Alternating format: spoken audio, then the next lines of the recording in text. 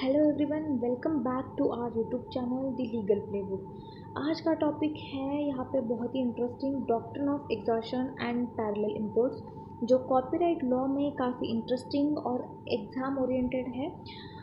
छोड़ो boring theory, छोड़ दो, चलो मज़े के साथ पढ़ते हैं। यहाँ पे समझते हैं क्या होता है doctrine of exhaustion and parallel import. चलो सबसे पहले हम meaning of doctrine of exhaustion पढ़ेंगे, यहाँ पे क्या है। तो चलो स्टार्ट करते हैं। देखो कि मीनिंग ऑफ एग्जॉशन जो है ना, यहाँ पे वो क्या बात करता है। देखो, डॉक्ट्रिन ऑफ एग्जॉशन का मतलब है कि जब कॉपीराइट ओनर लीगली कॉपी बेच देता है तो उस पर्टिकुलर कॉपी के डिस्ट्रीब्यूशन राइट्स एग्जॉस्ट हो जाते हैं। ओके, एग्जाम्पल के साथ बताती हूँ। देखो, if you buy a book, the publisher cannot stop you from reselling it a second hand shop. Okay, तो पब्लिशर यहाँ पे वैसे नहीं कर सकता कि आप यहाँ पे फिर से बेच नहीं सकते, ऐसे नहीं कर सकता। मतलब ओनर उस कॉपी को दोबारा कंट्रोल नहीं कर सकता। मैंने बुक लिया है, मैं कुछ भी कर सकती हूँ, मैं रीसेल कर सकती हूँ उसको। ओके, तो मेरा यहाँ पे क्या है, राइट है। ओके, आपने बुक स्टोर से एक बुक खरीदी, पब्लिशर आपको सेकेंड हैंड शॉप में रीसेल करने से नहीं रोक सकता। तो देखो पर्पस क्या है यहाँ पे, उसके बाद जो है पर्पस जो है यहाँ पे, ensure free flow of goods after first authorise sale, prevent copyright owner from controlling the same copy for ever, वो कंट्रोल नहीं कर सकता। Balance between authors right and consumers right को यहाँ पे फ्रीडम के बैलेंस यहाँ पे मेंटेन किया है। देखो, हॉस्टल में एक बुक खरीदा, अब आप रीसेल भी कर सकते हो, पब्लिशर का कॉपीराइट टेंशन एग्जॉस्ट हो गया है यहाँ पे। ओके ओके, तो यहाँ पे क्या होता है ना कि meaning of doctrine of exhaustion मतलब क्या होता है कि डॉक्ट्रिन ऑफ एग्जॉशन का मतलब है कि जब कॉपीराइट ओनर लीगली एक कॉपी बेच देता है तो उस पर्टिकुलर कॉपी के डिस्ट्रीब्यूशन के बाद ये शॉप है, ओनर ने क्या किया, बी को यहाँ पे सेल कर दिया। तो सेल करने के बाद जो बी है सी को फिर से सेल करेगा, कुछ करेगा, क्या करेगा वो इसका मैटर है।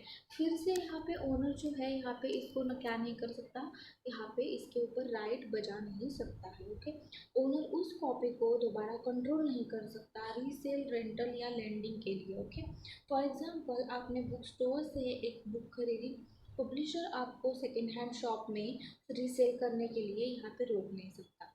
तो देखो पर्पस क्या है, ensure free flow of goods after first authorisation, prevent copyright owners from controlling the same copy forever, balance between author's right and consumer freedom। Okay, तो देखो फॉर एग्जांपल हॉस्टल में एक बुक खरीदा, अब आप रीसेल भी कर सकते हो, पब्लिशर का कॉपीराइट टेंशन एग्जॉस्ट हो गया है यहाँ पे। ओके, तो डॉक्ट्रिन ऑफ एग्जॉशन ये होता है, समझ आया। उसके बाद देखो टाइप्स ऑफ एग्जॉशन क्या होते हैं, तो देखते हैं types of exhaustion, national exhaustion, international exhaustion, regional exhaustion क्या होता है। तो सबसे पहले स्टार्ट करते हैं नेशनल एग्जॉशन से। तो नेशनल एग्जॉशन क्या है, exhaustion applies only within the country where the first sale takes place। Okay, तो यहाँ पे क्या है कि नेशनल एग्जॉशन मतलब क्या होता है, विद इन दी कंट्री, मतलब जब एक प्रोडक्ट एक कंट्री के अंदर लीगली सेल हो जाता है तो उस प्रोडक्ट के ऊपर सिर्फ उस कंट्री के अंदर कॉपीराइट ओनर का डिस्ट्रीब्यूशन राइट्स खत्म हो जाते हैं। यहाँ पे सिर्फ उस कंट्री में बोला है। लेकिन अगर सेम प्रोडक्ट किसी दूसरे कंट्री से इंपोर्ट करो बिना परमिशन के तो वो इन्फ्रिंजमेंट हो जाता है। देखो ये क्या है, इंडिया है, ये है कनाडा है। ओके, तो यहाँ पे मैंने एक बुक लिखी, तो इस बुक को मैंने इंडिया में बेचा तो यहाँ पे मेरा ख़त्म हो गया। तो यहाँ पे कोई इंडिया का पर्सन अनऑथराइजली उसको क्या करता है, कनाडा में सेल करता है, तो वो हुआ मेरा कॉपीराइट इन्फ्रिंजमेंट हुआ। ओके, ऐसा होता है। अगर इंडिया में एक पब्लिशर ने बुक सेल की तो इंडिया के अंदर आप उस बुक को रीसेल कर सकते हो। लेकिन अगर वही बुक आप यूएस में इंपोर्ट करके इंडिया में बेचने लोगों के यहाँ पे बिना परमिशन के बेच रहे हो तो कॉपीराइट ओनर बोलता है, हेलो ये भाई मेरा मार्केट है यहाँ पे, ओके। तो मेरा कॉपीराइट है यहाँ पे। Simply first sale exhaust only within the country, sale outside not outside the country, okay. मतलब अपनी गाली में, अपने गाली देखो, अपने गली में बेचो, कुछ नहीं चलेगा, पड़ोसी के कंट्री में नहीं जाना है, ओके। समझ आया। उसके बाद देखो इंटरनेशनल एग्जॉशन क्या होता है। इंटरनेशनल एग्जॉशन मतलब जब कॉपीराइट ओनर ने कहीं भी दुनिया में एक बार लीगली सेल कर दिया, तो उसके बाद उस प्रोडक्ट को दुनिया के किसी भी कोने में रीसेल किया जा सकता है, ओके। तो समझ आया इंटरनेशनल एग्जॉशन मतलब। आप इंडिया मतलब पूरे यहाँ पे कितने कंट्री है, सारे पूरे यहाँ पे वर्ल्ड वाइड एग्जॉशन होगा उसका। मतलब जब कॉपीराइट ओनर ने कहीं पे भी दुनिया में एक बार लीगली सेल कर दिया ना, तो उसके बाद उस प्रोडक्ट को दुनिया के किसी भी कोने में रीसेल कर सकते हो।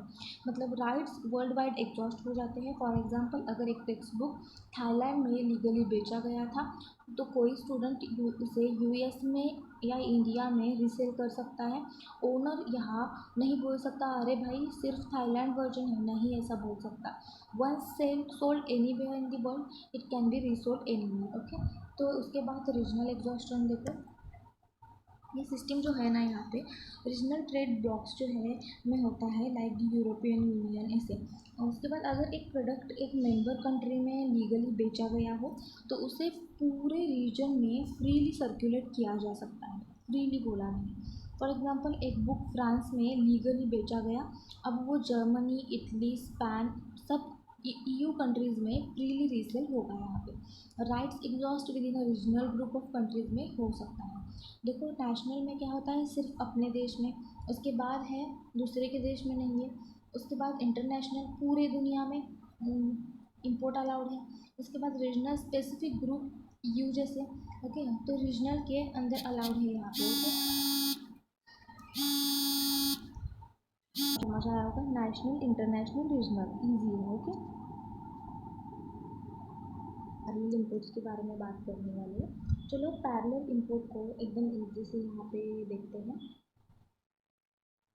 पैरेलल इंपोर्ट का मतलब होता है ओरिजिनल गुड्स नॉट डुप्लीकेट को एक कंट्री से दूसरे कंट्री में इंपोर्ट करना बिना कॉपीराइट ओनर की परमिशन के। क्या बोला है मैंने, फिर से देखो।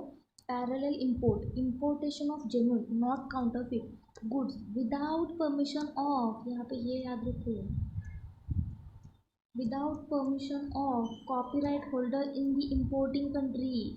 तो देखो पैरेलल इंपोर्टेशन होता है कि ओरिजिनल गुड्स को नॉट डुप्लीकेट को एक कंट्री से दूसरे कंट्री में इंपोर्ट करना बिना कॉपीराइट ओनर के परमिशन के।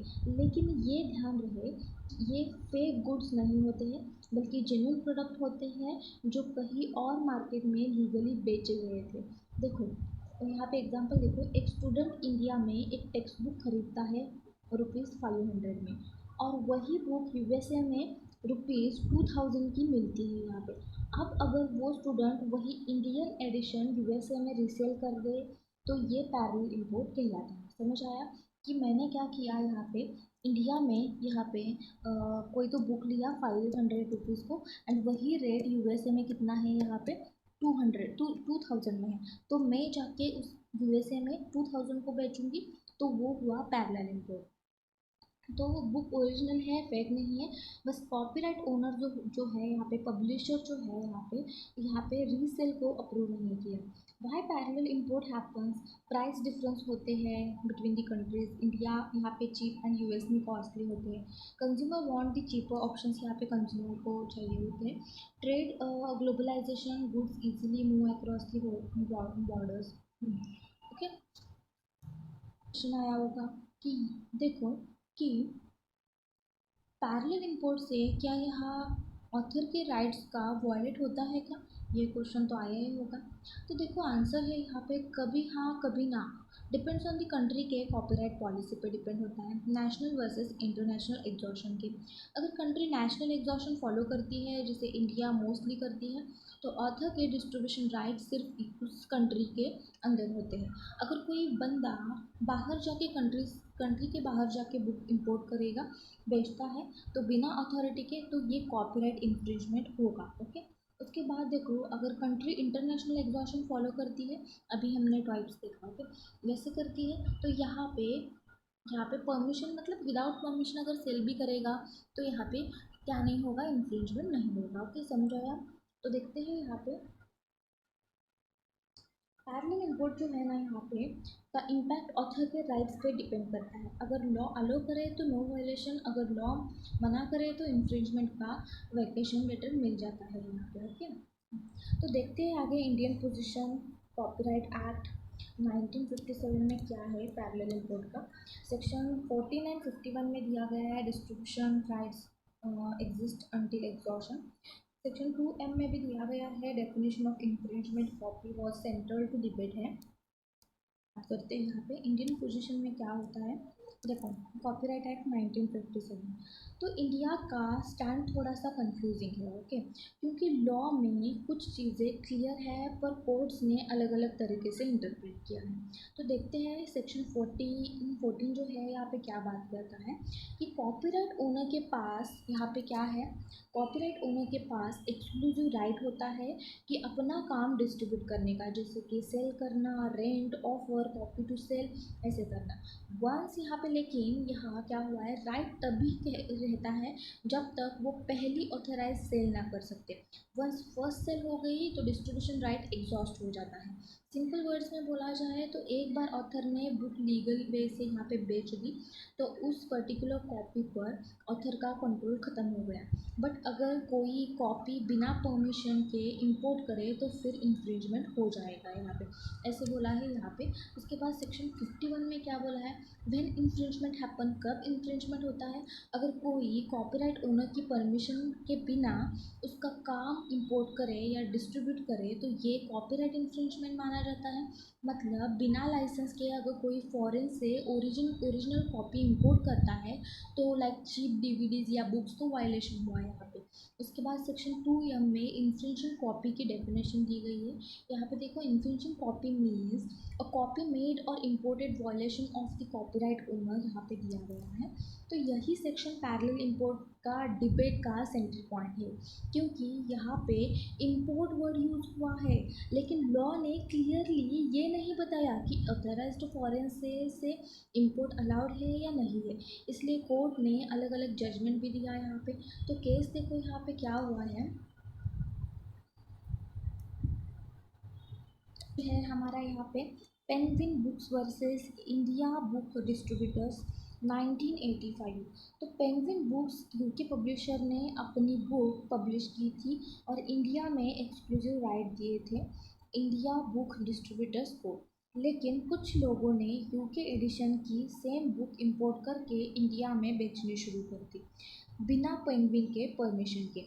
पेंगुइन ने कोर्ट में केस किया कि ये अनऑथराइज्ड इंपोर्ट है और कॉपीराइट इन्फ्रिंजमेंट हो गया।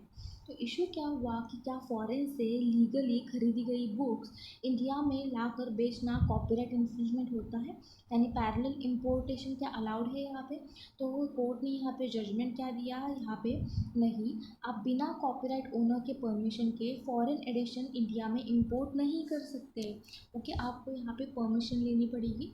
ये कॉपीराइट इन्फ्रिंजमेंट है क्योंकि इंडिया में एक्सक्लूसिव डिस्ट्रीब्यूशन राइट IBD के पास है यहाँ पे। तो सेक्शन 14 के हिसाब से डिस्ट्रीब्यूशन राइट ऑथर का है होता है तब जब तक वो इंडिया में पहला सेल ना करे। तो सेल किया तो हो गया, यहाँ पे आप क्या यहाँ पे कर सकते हैं, रीसेल कर सकते हैं। उसके बाद है next case Warner Bros versus Santosh VG 2009 Delhi high court का केस है। इसमें केस में क्या हुआ था, वार्नर ब्रोस के पास हॉलीवुड मूवीज़ के DVDs का कॉपीराइट था। संतोष वीजी नाम के व्यक्ति ने फॉरेन से चीप DVDs इंपोर्ट करके इंडिया में बेचने स्टार्ट किए।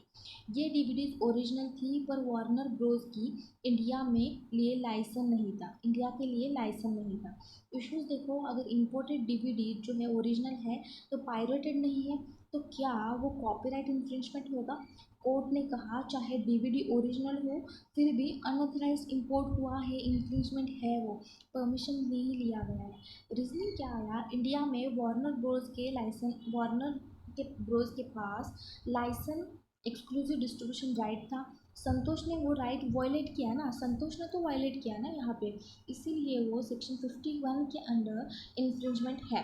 इंडिया ने क्लियरली बोला हम नेशनल एग्जॉशन फॉलो करते हैं, मतलब फॉरेन सेल्स से ऑथर का इंडियन राइट एग्जॉस्ट नहीं होता। तो देखो ये समझ आया केस। उसके बाद देखो कित्सेंग वर्सेस जॉन वैली 2013 का केस है सुप्रीम कोर्ट। यहाँ पे जो कित्सेंग है थाईलैंड का स्टूडेंट है, यूएसए में स्टडी कर रहा था। उसने क्या किया कि थाईलैंड से सस्ती टेक्स्ट बुक खरीदी, सेम पब्लिशर जॉन वैली की, और यूएसए में रीसेल कर दी। पब्लिशर ने केस फाइल किया कि ये कॉपीराइट इन्फ्रिंजमेंट है। इशू क्या आया कि या क्या एक बार पब्लिशर ने किसी कंट्री में अपनी बुक बेच दी तो क्या उसकी रीसेल दुनिया के किसी भी देश में अलाउड है? यानी does first sale doctrine apply internationally होता है? तो देखो यूएस सुप्रीम कोर्ट ने बोला हाँ, once a lawful sale occurs anywhere in the world, Delhi पे भी हुआ है, the copyright owners distribution right is exhausted, यानी इंटरनेशनल एग्जॉशन वैलिड है यहाँ पे, ऐसे यहाँ पे कोर्ट ने बोला। ओके, तो एक बार ऑथर ने वॉलंटरली सेल किया तो यहाँ पे कॉपी पर उसका कंट्रोल खत्म हो गया उस ऑथर का। इंटरनेशनल कन्वेंशन कौन से हैं? तो देखो मीनिंग देखते हैं। सबसे पहले बर्न कन्वेंशन सबसे पुरानी और इम्पॉर्टेंट इंटरनेशनल कॉपीराइट ट्रीटी है। तो इसका मतलब एम था कि ऑथर्स के राइट को इंटरनेशनल प्रोटेक्शन देना। बट क्या बर्न कन्वेंशन में एग्जॉशन का यहाँ पे मेंशन है? तो यहाँ पे नहीं है, बर्न कन्वेंशन का कोई यहाँ पे एग्जॉशन का मेंशन नहीं है, बट साइलेंट है एग्जॉशन पे। तो देखो यानी ये डिक्लेयर करता है, डिसाइड करता है कि हर कंट्री के ऊपर यहाँ पे छोड़ा गया है कि आपका राइट है, आप देख लो कि उन्हें नेशनल, रीजनल या इंटरनेशनल एग्जॉशन अप्लाई करना है, कैसा एग्जॉशन अप्लाई करना है वो आपके ऊपर है। तो रीज़न देखो, जब बर्न कन्वेंशन बनी थी 19th सेंचुरी में, तो ग्लोबल ट्रेड और पैरेलल इंपोर्ट का कंसेप्ट ज़्यादा डेवलप नहीं हुआ था, इसीलिए इसमें फर्स्ट सेल या रीसेल पे कोई यहाँ पे स्पेसिफिक रूल नहीं दिया गया था। ओके, तो यहाँ पे प्रोविजन कोई no explicitly article on the exhaustion पे नहीं है। अप्रोच जो है साइलेंट है, एंड मीनिंग जो है each country can decide its own exhaustion policy, आप डिसाइड कर सकते हैं। उसके बाद है नेक्स्ट ट्रिप्स एग्रीमेंट आर्टिकल 6 जो है यहाँ पे trade related aspect of intellectual property rights 1994।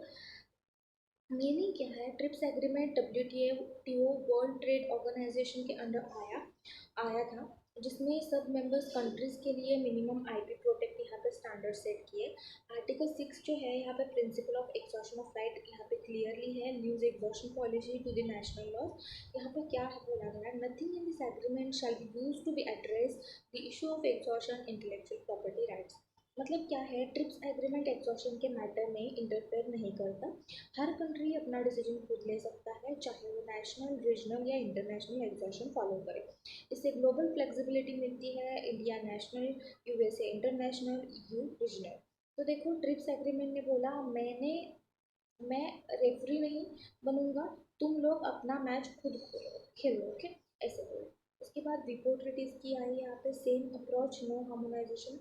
ये ट्रीटी मॉडर्न इरा के लिए कॉपीराइट प्रोटेक्शन देती है, स्पेशली डिजिटल वर्क्स, इंटरनेट और ब्रॉडकास्टिंग के कॉन्टेक्स्ट में। Position on the exhaustion, WCT भी साइलेंट है on the doctrine of exhaustion, बस ये कहता है कि मेंबर स्टेट अपनी नेशनल लॉ के हिसाब से एग्जॉशन पॉलिसी सेट कर सके। ओके, यहाँ पे आर्ग्यूमेंट्स फॉर पैरेलल इंपोर्ट्स, यहाँ पे इन support promote competition, encourages the competition, parallel imports market में हेल्दी कंपटीशन लाते हैं, एक ही प्रोडक्ट अलग प्राइस पे अवेलेबल होता है तो मोनोपोली टूट जाती है। तो बी पॉइंट में है यहाँ पे prevent stop price discrimination, copyright holders from creating artificial price discrimination. Copyright owners her country में अलग प्राइस रखते हैं, इंडिया में चीप होता है, यूएस में कॉस्टली होता है, तो पैरेलल इंपोर्ट से उनका ओवर प्राइसिंग गेम बंद हो जाता है। उसके बाद सी पॉइंट है कंज्यूमर बेनिफिट, स्टूडेंट्स और कंज्यूमर को चीप एडिशन मिल जाते हैं, एजुकेशन एक्सेसिबल होती है स्पेशली डेवलपिंग कंट्रीज। उसके बाद डी पॉइंट है यहाँ पे एनकरेजेस फ्री ट्रेड के लिए एनकरेज करना, once a product is sold legally उसका रीसेल फ्री होना चाहिए, ये ट्रेड बैरियर्स काम करता है और गुड्स का फ्लो बढ़ाता है यहाँ पे। ओके, तो पैरेलल इंपोर्ट्स तो स्टूडेंट के दोस्त हैं, काम धाम में यहाँ पे सेम किताब और कॉपीराइट होल्डर्स का थोड़ा सा दुख भी साथ में यहाँ पे। ओके, तो आर्ग्यूमेंट्स देखो यहाँ पे, अगेंस्ट आर्ग्यूमेंट्स कौन से हैं। हार्म्स लोकल डिस्ट्रीब्यूशन को हार्म करते हैं, मतलब लोकल डीलर्स जो लीगल लाइसेंस लेकर काम करते हैं उनका बिजनेस डैमेज होता है। रिड्यूसेस ऑथर्स रॉयल्टी, ऑथर को हर सेल पे पेमेंट नहीं मिलती, इससे क्रिएटर का इंसेंटिव कम हो जाता है। उसके बाद सी में मार्केट कंफ्यूजन, सेम प्रोडक्ट के डिफरेंट वर्जन्स, प्राइस और क्वालिटी अलग है तो मार्केट में आते हैं तो कंज्यूमर कंफ्यूज हो जाते हैं। उसके बाद डंपिंग रिस्क है यहाँ पे, cheap edition from the foreign markets flood कर देते हैं डोमेस्टिक मार्केट को, जिससे लोकल इकोनॉमी का लॉस हो जाता है। ओके, तो देखो लास्ट पॉइंट हमारा कंक्लूजन। कंक्लूजन का जो पॉइंट है, डॉक्ट्रिन ऑफ एग्जॉशन ये कहता है कि कॉपीराइट होल्डर का राइट सिर्फ पहली सेल तक ही होता है, उसके बाद वो उस कॉपी को रीसेल, लेंडिंग या इम्पोर्ट को कंट्रोल नहीं कर सकते। पैरेलल इम्पोर्ट्स इसी डॉक्ट्रिन का प्रैक्टिकल रिजल्ट है। ओके, तो समझ आया दोस्तों। आज हमने एकदम डिटेल में समझा कि डॉक्ट्रिन ऑफ एग्जॉशन और पैरेलल इम्पोर्ट्स क्या होता है, कैसे यहाँ पे काम करता है, और कैसे ये ऑथर के राइट और पब्लिक के बेनिफिट के बीच में एक बैलेंस मेंटेन करता है। अगर आपको ये वीडियो अच्छी लगी हो तो लाइक करना, शेयर करना और सब्सक्राइब करना मत भूलना, क्योंकि आगे के लेक्चर्स में हम और भी इंटरेस्टिंग लीगल कंसेप्ट को तोड़ तोड़ के समझेंगे। ओके, तो एग्ज़ाम वाले कॉन्फिडेंस के साथ पढ़ने वाले हैं। मिलते हैं नेक्स्ट लेक्चर में। Till then stay legal, stay smart, keep smiling. Thank you, bye bye.